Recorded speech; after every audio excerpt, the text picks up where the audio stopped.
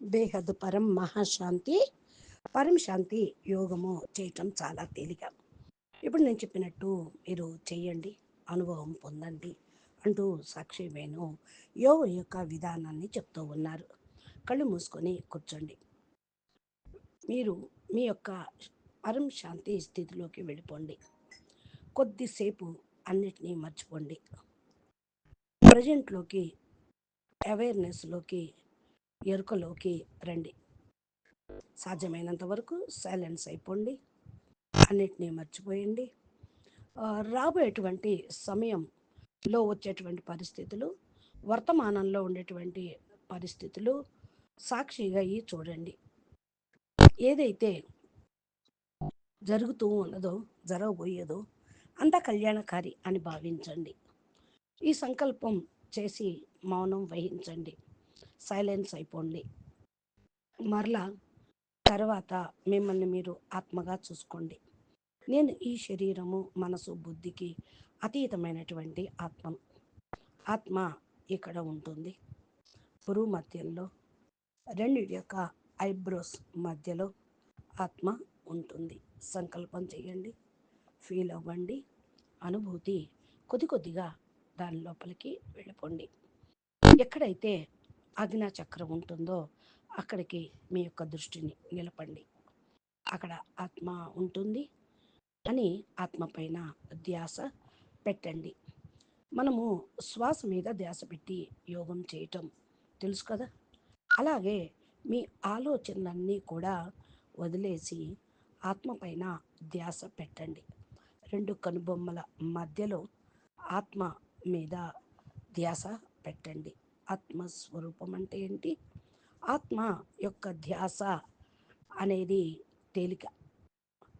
ఆత్మను అనుభవం చేసుకోవటం కోసం కొద్దిగా మీరు మీ యొక్క ఆత్మకు ఉన్నటువంటి ఆవరణలు ఏదైతే ఉన్నాయో లేయర్స్ని తొలగించాలి.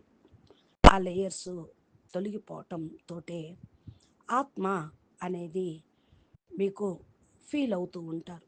కంటికైతే కనిపించదు, సత్యం మీరు చూడలేరు, చూడటం కూడా కష్టమే, కానీ ఫీల్ అవుతారు. ప్రాసెస్ నుండి రక్షించబడతారు. ఏ బాధ అనేది మీకు ఉన్నా కూడా వెంటనే మీరు అన్నిటికీ డిటాచ్ కాగలుగుతారు. ఆత్మ పైన బుద్ధిని కేంద్రీకృతం చెయ్యండి. బస్ ఆత్మనే చూస్తూ ఉండండి. నేను శుద్ధ చైతన్యమైన ఆత్మను, పరం ప్రకాశము నా యొక్క స్వరూపము, పరం శాంతి, పరం ఆనందము నా యొక్క స్వరూపము, నా యొక్క మూల ప్రకృతి. అంటే ఏదైతే వస్తువుని మనం వెతుకుతూ ఉన్నామో దాని మీద దృష్టిని నిలపండి. ఆనందం యొక్క శాంతి స్వరూపంలో కూర్చోండి. మన స్వరూపము స్వాభావిక స్వరూపము. మన యొక్క వెతుకులాట ఇదే. ఈ యొక్క రియలైజేషన్లో మీరు దిగండి.